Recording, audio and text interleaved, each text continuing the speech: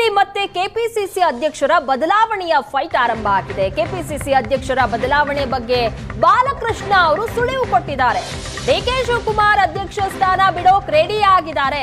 High command ಸೂಕ್ತ ವ್ಯಕ್ತಿಯನ್ನ ಗುರುತಿಸಿದ್ರೆ ಸ್ವಾಗತ ಮಾಡ್ತೀವಿ. ಹೈಕಮಾಂಡ್ ಬಿಟ್ಕೊಡಿ ಅಂದ್ರೆ ಬಿಟ್ಟು ಕೊಡೋದಕ್ಕೆ ಡಿಕೆ ಶಿವಕುಮಾರ್ ರೆಡಿ ಇದ್ದಾರೆ ಅಂತ ರಾಮನಗರದಲ್ಲಿ ಮಾಗಡಿ ಶಾಸಕ ಎಚ್.ಸಿ. ಬಾಲಕೃಷ್ಣ ಹೇಳಿದ್ದಾರೆ. ಚರ್ಚೆ ಮಾಡ್ತಾ ಇದ್ದಾರೆ. ಅಂತಿಮ ತೀರ್ಮಾನ ಹೈಕಮಾಂಡ್ ಆಗಬೇಕಲ್ಲ. ನಮ್ಮ ನಾಯಕರು ಕೂಡ ಒಪ್ಕೊಂಡಿದ್ದಾರಲ್ಲ, ಅವರು ಕೂಡ ಬಿಡಲಿಕ್ಕೆ ತಯಾರಿದ್ದಾರೆ. ನಮ್ಮ DCM ಸಾಹೇಬರು ಕೂಡ ಬಿಡಲಿಕ್ಕೆ ತಯಾರಿದ್ದಾರೆ.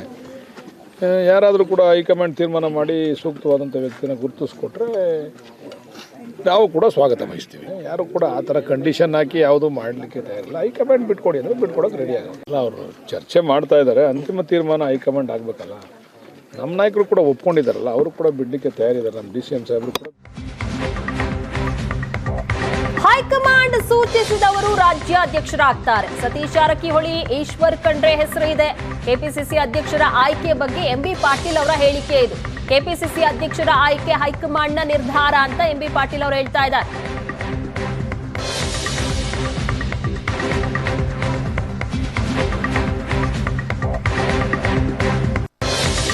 ಕೆಪಿಸಿಸಿ ಅಧ್ಯಕ್ಷ ಮಾಡುವಂಥದ್ದು ಹೈಕಮಾಂಡ್ಗೆ ಬಿಟ್ಟಿರುವಂಥದ್ದು.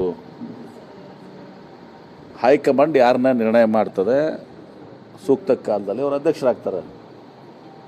ತಪ್ಪೇನಿಲ್ಲ. ಅವತ್ತು ಸಹ ಸತೀಶ್ ಜಾರಕಿಹೊಳಿ ಇರ್ಬೋದು, ಈಶ್ವರ್ ಖಂಡ್ರೆ ಇರ್ಬೋದು, ಯಾರಾದರೂ ಕೂಡ ಇವತ್ತು ದಿವಸ KPCC ಅಧ್ಯಕ್ಷ ಆಗಬೇಕು ಬಯಸಿದ್ರೆ, ಅವ್ರು ಬಯಸಿದರೆ ಹೈಕಮಾಂಡ್ ಅದನ್ನು ಪರಿಗಣಿಸಲಿಕ್ಕೆ ಅವ್ರ ಹೆಸರನ್ನು ಕೂಡ ಇಟ್ಕೋತಾರೆ, ಪರಿಗಣಿಸ್ತಾರೆ. ಅದನ್ನೆಲ್ಲನೂ ಆಯ್ತು ನೋಡ್ತಾರೆ, ಎಲ್ಲ ನೋಡಿ ನಿರ್ಣಯ ಮಾಡ್ತಾರೆ.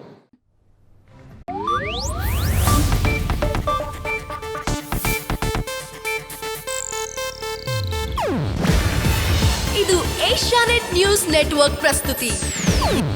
ನೀವು ನೋಡ್ತಿದ್ದೀರಾ ಏಷ್ಯಾನೆಟ್ ಸುವರ್ಣ ನ್ಯೂಸ್.